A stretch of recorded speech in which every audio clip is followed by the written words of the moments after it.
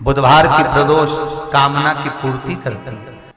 बुधवार की प्रदोष पड़ती है तो शिव रजत भवन में निवास करते हैं।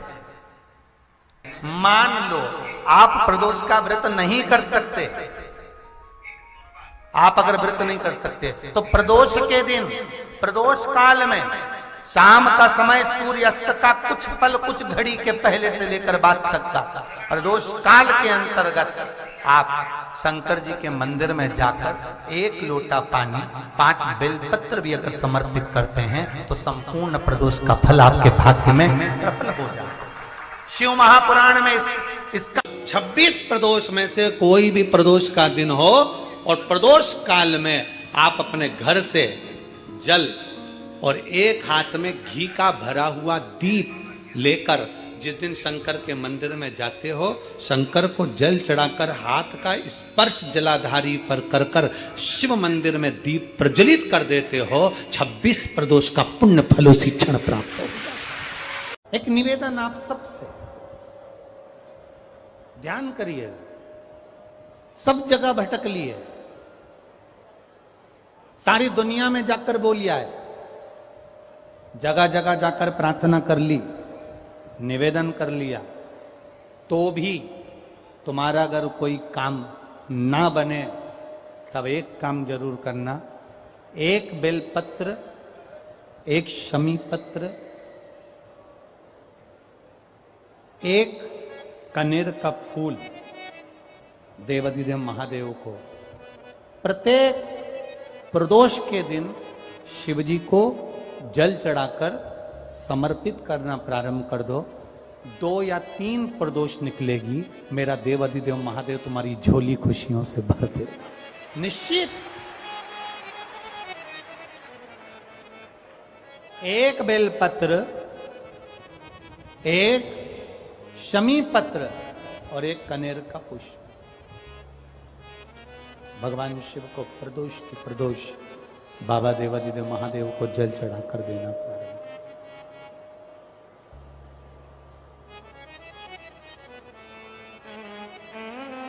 आप दीजिए, वो स्वीकार करेगा।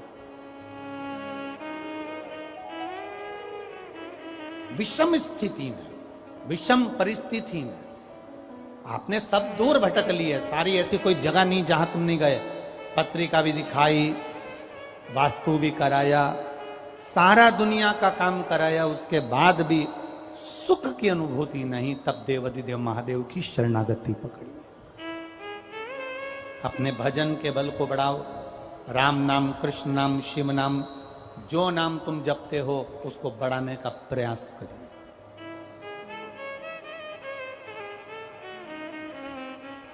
उस भजन के बल को बढ़ाने का प्रयास करिए।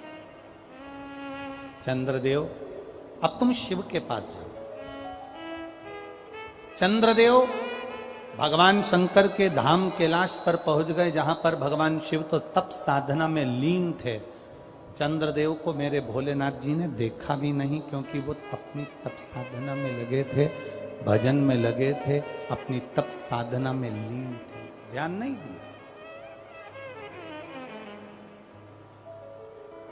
अब एक बात ध्यान रखेंगे, शिव जी का पशुपति व्रत करा, सोमवार का व्रत करा, प्रदोष का व्रत करा, सावन के सोमवार करे, उसके बाद भी भोलेनाथ जी नहीं सुने, तो ये मत सोचना कि मैं भोलेनाथ जी का पशुपति व्रत नहीं करूंगी, अब मैं सावन के व्रत नहीं करूंगी, अब मैं भगवान की पूजन नहीं करूंगी, अब मैं शंकर जी के मंदिर में जाकर 1 लोटा जल नहीं चढ़ाऊंगी, ये कभी मत सोचना।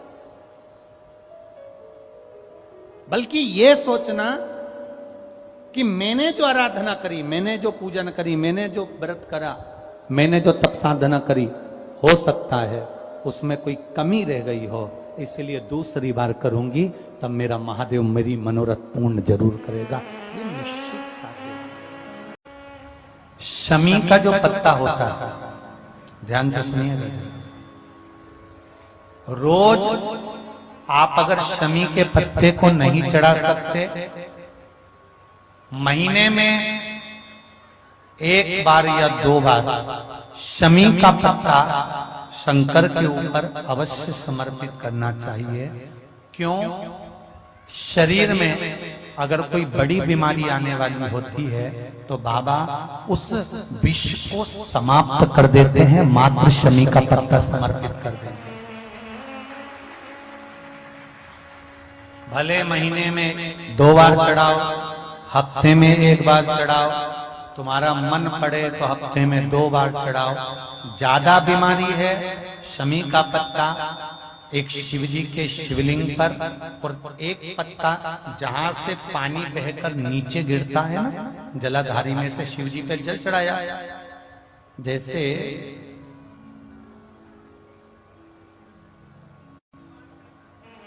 ये शिवलिंग, इस पर जल चढ़ाया तो ये पानी बहकर नीचे आता है, तो जहां गिरता है एक पत्ता शिवलिंग के ऊपर और एक पत्ता जहां से जल नीचे गिरता है वहां। अगर ज्यादा बीमारी है और ऐसा लग रहा है कि डॉक्टर कह रहे हैं कि तबीयत ज्यादा खराब हो सकती है, जांचे जाएगी, ये होगा वो होगा, तो एक पत्ता शमी का ऊपर, एक पत्ता जलधारी जो बहकर नीचे आती है पर चढ़ाना। शमी का पत्र रोग मुक्ति के लिए जब चढ़ाया जाता है तो भगवान शंकर का अवधूतेश्वर महादेव का नाम लेकर चढ़ाया जाता है। कौन सा महादेव? जम के बोलो जरा। अवधूतेश्वर महादेव का नाम लेकर चढ़ाया जाता है।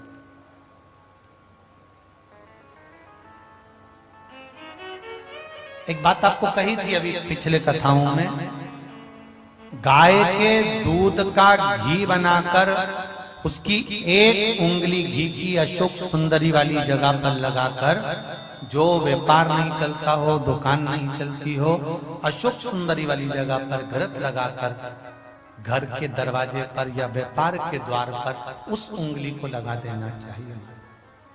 घृत पर होना गाय के घी का,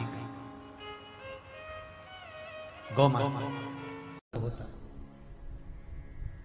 तो प्रदोष व्रत का नियम जो आप ले रहे हैं, प्रदोष व्रत को जो आप श्रवण कर रहे हैं उसको जरा ध्यान से सुनिएगा। सबसे पहले स्नान ब्रह्म मुहूर्त का, सुबह का, उसके बाद में फिर आसन पर बैठकर भगवान की भक्ति को धारण करना, शंकर का अनुमोदन करना, शिव भक्ति में डूबे रहना, शंकर का स्मरण करना, शंकर के नाम का स्मरण करते रहना। ये प्रदोष का मूल तत्व। महाराज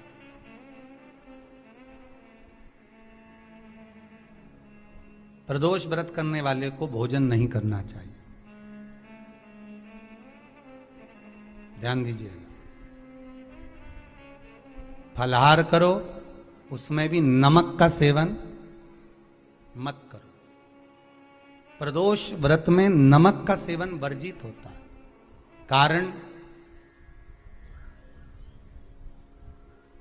क्या कारण होता है?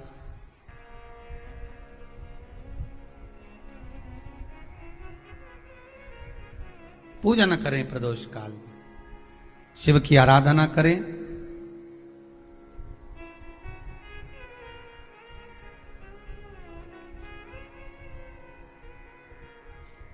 आगे वर्णन आया।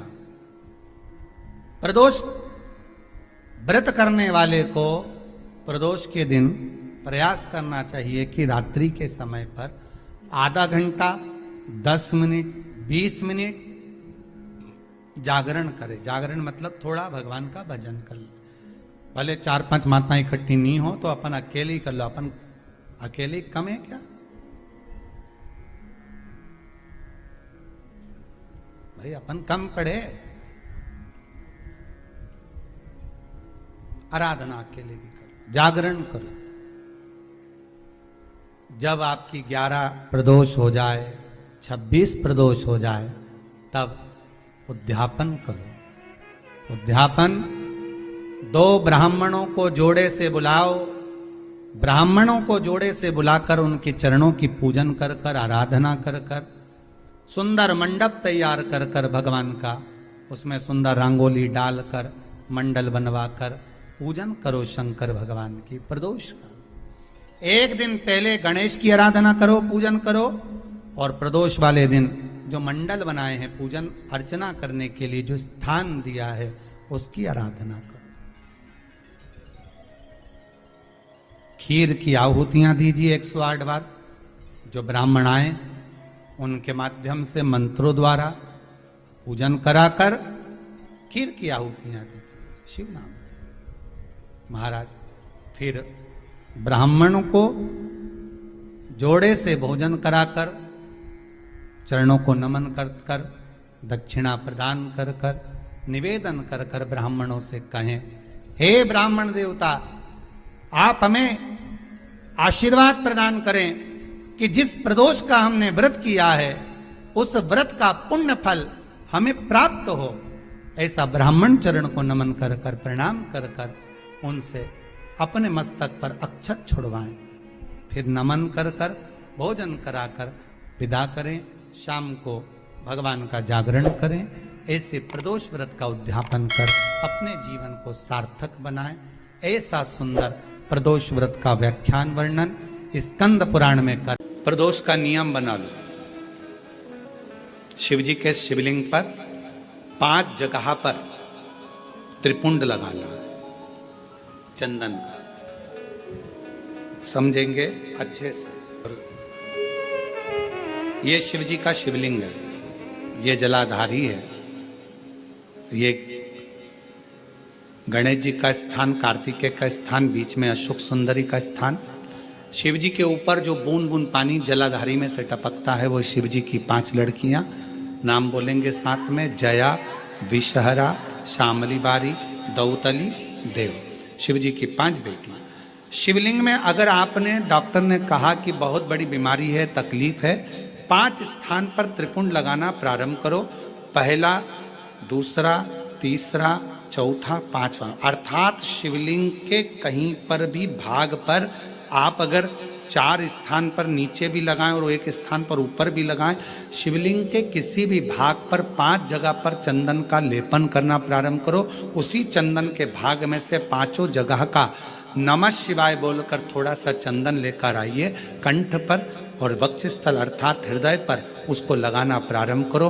धीरे धीरे धीरे धीरे रोग कंट्रोल में आएगा और दुख मिटना प्रारंभ हो जाएगा। दुख मिटेगा। शिव जी के पंचानंद मुख से पंचाक्षर मंत्र प्रगटा है। कौन सा मंत्र है? सब बोलिए, नमः नमः। डॉक्टर कह दिया बहुत बड़ी बीमारी आ गई, तकलीफ आ गया, रोग आ गया, कष्ट, हम तो कहेंगे शिव पर भरोसा करो। शिवलिंग के 5 स्थान कोई से भी आप चुन लीजिए। 5 स्थान, 1 2 3 4 ऊपर लगा दिया 5, और अगर 5 स्थान नीचे ही लगा रहे हो तो भी 5। कोई भी शिवलिंग में 5 स्थान पर चंदन लगाना प्रारंभ करिए। उस चंदन का भाग नमः शिवाय नमः शिवाय नमः शिवाय नमः शिवाय नमः शिवाय कहकर थोड़ा सा लाकर हृदय पर, कंठ पर वो चंदन को लगाइए। प्रदोष के दिन ये नियम करेंगे। प्रदोष से अगले प्रदोष तक जो चंदन लेकर आए उसमें पानी डालकर रखना, उसको रोज प्रतिदिन लगाना। फिर अगला प्रदोष आएगा, फिर वो चंदन तैयार करना, फिर अगला प्रदोष आएगा। ऐसे अगर 24 प्रदोष आपने पूर्ण कर लिए तो बाबा की कृपा से रोग धीरे धीरे पूरा समाप्त हो जाएगा और शिव कृपा। बहुत ध्यान देना इस कथा पर। शिव के मंदिर में कभी भी जाओ, तुम्हारा बेटा कोई नीट का एग्जाम दे रहा है, कोई कंपटीशन एग्जाम दे रहा है, तुम्हारी बेटी कोई परीक्षा दे रही है, तुम्हारा बच्चा, बेटा बेटी, पति पत्नी, कोई भी कोई एग्जाम में बैठने का प्रयास कर रहा है, पहले तो उससे कहो कि अपनी मेहनत 4 गुना कर, खूब पढ़, परिश्रम 4 गुना कर। और मान लो 5-6 बार दे चुका, 2-4 साल हो गए, 5 साल हो गए, तो फिर उससे कहो शंकर के मंदिर में 7 दुर्वा लेकर जाओ। कितनी दुर्वा? यहां क्या बोलते हैं झारखंड में? दुर्वा कि दूब बोलते हैं? दुर्वा। 7 दुर्वा शिव के मंदिर में लेकर, जब जल का पात्र साथ में सातों दुर्वा को नीचे की ओर रखो, हथेली पर जल का पात्र हाथ में लेकर भगवान देवाधिदेव महादेव को जल समर्पित करो। सातों दुर्वा में से 6 दुर्वा षडानंद कार्तिकेय जी को समर्पित कर दो। 1 दुर्वा भगवान शंकर के शिवलिंग पर चढ़ा दो। अपने हाथ की 3 उंगलियां शिवलिंग का स्पर्श करो और अपनी कामना कहकर, बाबा बहुत एग्जाम दे चुका हूं, बेटा बेटी ने बहुत परीक्षा दी है, हो नहीं रहा बाबा, अब आपके भरोसे है। बाबा को विनय करो, शिव जी पे चढ़ी हुई बेलपत्र वो दुर्वा वापिस लेकर आओ। जिस बच्चा जब एग्जाम के लिए जाए, परीक्षा देने के लिए जाए, उस दिन वो दुर्वा को अपने मस्तक पर प्रणाम कर कर, नमन कर कर, षडानंद कार्तिकेय का स्मरण कर कर फिर एग्जाम के लिए जाए। पढ़ाई अच्छी करना, दिल से करना, मेहनत ज्यादा करना, और एक बार ये प्रयोग कर कर देखना, मेरा षडानंद कार्तिकेय सफलता जरूर प्रदान करे। 6 मुख से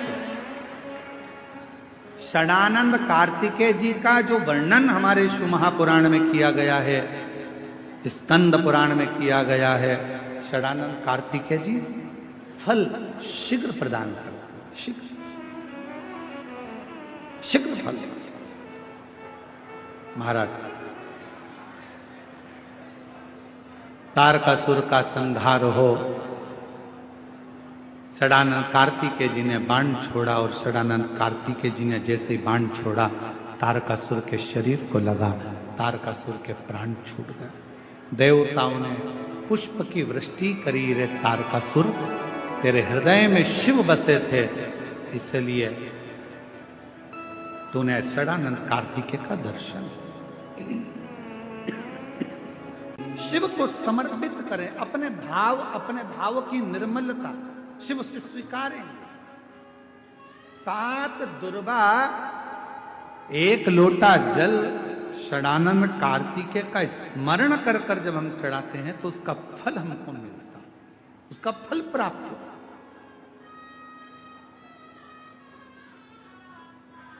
उसका फल हमें मिलता है। शिव कथा का महाराज, एक होता है शमी का पौधा, एक होता है मंदार का पौधा। मंदार जानते हो सब लोग? बोलो तो जम के। सफेद आंकड़ा भी उसको बोलते हैं, मंदार भी उसको बोलते हैं। मंदार का पौधा, और एक होता है शमी का।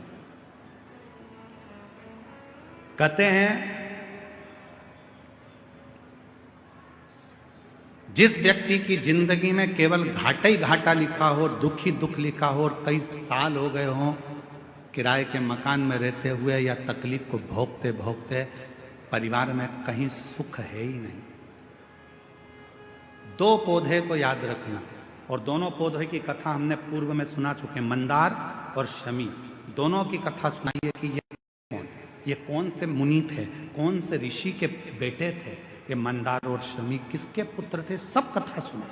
आप YouTube पर सर्च करिएगा तो आपको कथा पूरी मिल जाएगी। आप सुनो।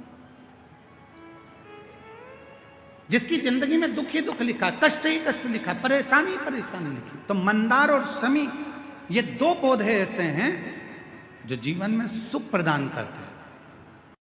आप YouTube पर सर्च करिएगा तो आपको कथा पूरी मिल जाएगी। आप सोचो, जिसकी जिंदगी में दुख ही दुख लिखा, कष्ट ही कष्ट लिखा, परेशानी ही परेशानी लिखी, तो मंदार और शमी ये 2 पौधे ऐसे हैं जो जीवन में सुख प्रदान करते हैं। एक नियम बना लो, 12 महीने शिवरात्रि आती है, हर महीने शिवरात्रि पड़ती है, महीने में 2 बार प्रदोष पड़ती है। या तो प्रदोष का नियम बनाओ या शिवरात्रि का नियम बनाओ। एक काम करना चालू करो, थोड़ी सी मिट्टी शमी के पेड़ के नीचे की और थोड़ी सी मिट्टी मंदार के पौधे के नीचे की, दोनों को लाओ, अच्छा मिलाकर उसका एक शिवलिंग का निर्माण करो, और उस शिवलिंग का पूजन प्रदोष काल में शाम के समय शिवलिंग के सामने 2 घी के दिए जलाकर, जैसी घर में पूजन करते हो वैसी की वैसी पूजन करो, आरती करो, थोड़ा सा भोग लगाकर निवेदन कर कर उस शिवलिंग का बाद में विसर्जन करो। 5 या 7 प्रदोष कर लो या 5 या 7 शिवरात्रि कर लो, आपको किसी के आगे हाथ नहीं फैलाना पड़ेगा। मेरा देव अधिदेव महादेव स्वयं भंडार भरना प्रारंभ कर दे, स्वयं शिव भंडार भरेगा। मंदार और शमी के वृक्ष के नीचे का वो फल होता है जो सुख देता।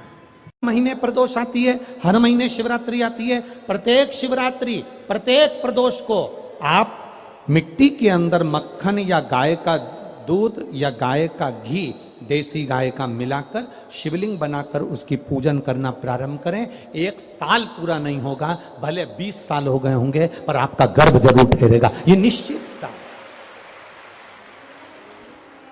भले 20 साल हो गए, 22 साल हो गए, 25 साल हो गए, डॉक्टर ने मना कर दिया नहीं होगा, फिर भी आप बाबा पर भरोसा, बोल बम का नारा है, बाबा है। आप विश्वास के साथ शिव की आराधना करिए।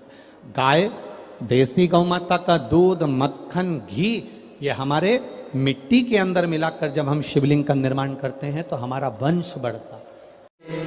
आप स्वयं भाग्यशाली हैं, आप स्वयं किस्मत वाले हैं। कोई कैसे कहते तुमको कि तुम अभागे हो? ना ना, हमारे बराबर भाग्य नहीं है किसी का।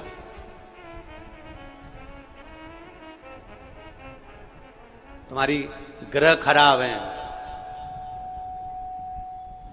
तुम्हारे ग्रह खराब है। संभेश्वर महादेव का नाम 7 कनेर के पुष्प, कितने? 7 कनेर मालूम है?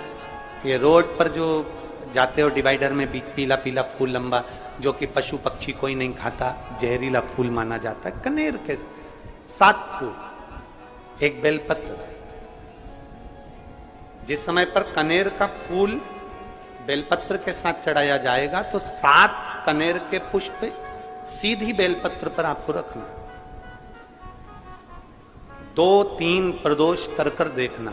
अगर कोई आपसे कहे कि आपका भाग्य ठीक नहीं चल रहा, आपकी किस्मत ठीक नहीं चल रही, आपके ग्रह ठीक नहीं चल रहा है, आप भाग्यशाली नहीं हो, पहले तो वहां से उठ जाओ। उसके बाद में देव अधिदेव महादेव के पास 7 कनेर के पुष्प एक बेलपत्र में रखकर नंदीश्वर के पास में बैठकर श्री शिवाय नमस्तुभ्यम बोलकर अशोक सुंदरी वाली जगह पर स्पर्श कराकर भगवान शंकर पर 7 फूल के साथ बेलपत्री की डंडी अशोक सुंदरी की साइड हो, ऐसा स्मरण करते हुए शिव को समर्पित कर दे।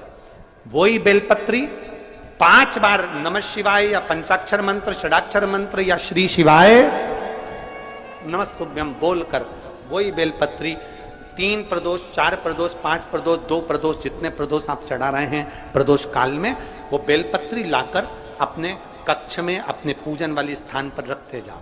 एक बेलपत्री एक प्रदोष पर लाओगे, अगला प्रदोष आएगा, कितना अंतर पड़ता है आपके भाग्य बदलने में, आपको खुद मालूम पड़ जाएगा कि आपकी किस्मत कैसे बदल गई। मेहनत आपको करना है, परिश्रम आपको करना है, लगन आपको लगाना है, और बेलपत्री और कनेर का पुष्प शिव को चढ़ा। चालू करो प्रदोष चढ़ाना। और जब प्रदोष चढ़ाओगे तो अगस्त के महीने की जो प्रदोष आएगी 17 अगस्त को, तब तुम सीहोर कावड़ भरने के लिए आओगे सरी, तब एक प्रदोष पे यहां पे भी चढ़ा ले, चढ़ाओ शंकर का भजन।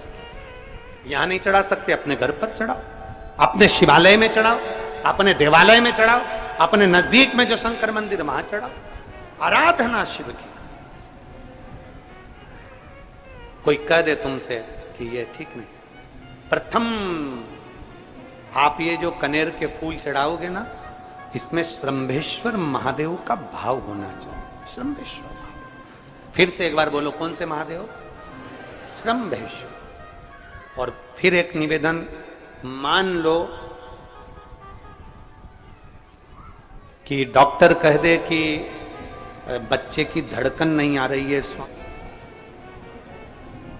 7 पुष्प कोई से भी, 7 बेलपत्र अशोक सुंदरी वाली जगह पर एक एक कर बेलपत्र, एक बेलपत्र एक पुष्प अशोक सुंदरी वाली, एक बेलपत्र एक पुष्प अशोक सुंदरी वाली जगह पर चढ़ा दीजिए और एक बेलपत्र उसमें से एक पुष्प लेकर अपने घर जाइए और 15 दिन के बाद वापिस उस बच्चे की सोनोग्राफी जांच डॉक्टर के कहने से कराइए। बाबा उस बच्चे की धड़कन, श्वास और शरीर पूरा देगा। श्रंभेश्वर महादेव में श्रंभेश्वर महादेव का जब नाम लिया जाता है तो 33 कोटि देवी देवताओं का एक साथ नाम उच्चारण हो जाता है। 33 कोटि देवताओं श्रंभेश्वर। बोल श्रंभेश्वर महादेव की जय। श्रंभेश्वर भगवान का स्मरण किया है। आगे वर्णन आया है भगवान के सुंदर आनंदमय स्वरूप का। जब भगवान देवाधिदेव महादेव आनंद में विराजमान थे, देवता और राक्षसों ने मिलकर मंथन किया। मंथन में विष निकला जो देवाधिदेव महादेव के पास पहुंचा। शिव जी ने विष को धारण करा, क्योंकि घर का जो बड़ा होता है, घर का जो बुजुर्ग होता है, उसको बहुत सहना पड़ता है, बहुत सहना पड़ता है। घर का जो बुजुर्ग है, घर का जो बड़ा है, उसको सहना पड़ेगा, सहन करना पड़ेगा। और सहने की आदत होना भी चाहिए।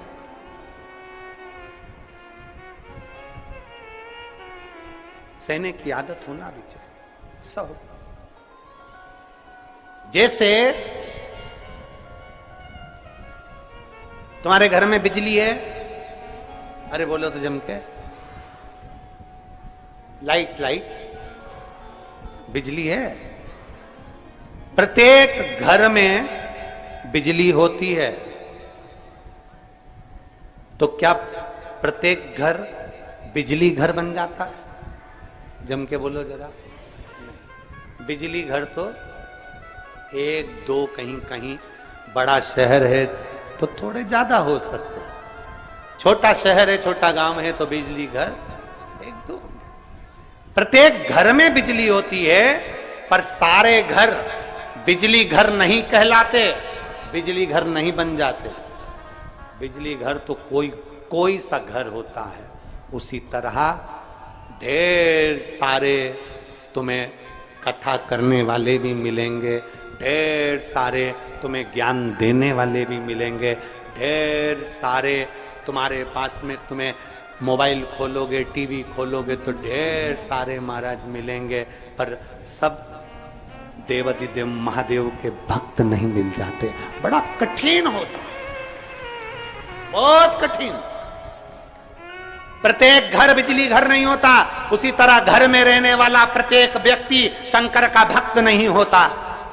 उस घर में रहने वाले 10 लोगों में, 15 लोगों में, 20 लोगों में, 25 लोगों में, 5 लोगों में, 10 लोगों में कोई 1-2 ऐसे होते हैं, कोई 1-8-2 ऐसे होते हैं जो शंकर की भक्ति में डूबे होते हैं, शिव के स्मरण में डूबे होते हैं। घर वालों को लगता है कि काम पर काम हो रहे हैं, अच्छे काम हो रहे हैं, खूब अच्छे काम हो रहे हैं, पूरे खानदान में अच्छे काम हो रहे हैं। कई लोग कहते हैं इसकी कृपा हो गई, उसकी कृपा हो गई। ना, जो रोज तुम्हारे घर में से कोई एक व्यक्ति शंकर को जल चढ़ाने जा रहा है, ये उसकी कृपा है जो तेरे घर में आज सब कुछ आनंद होता चले जा रहा है। ये उसकी कृपा है।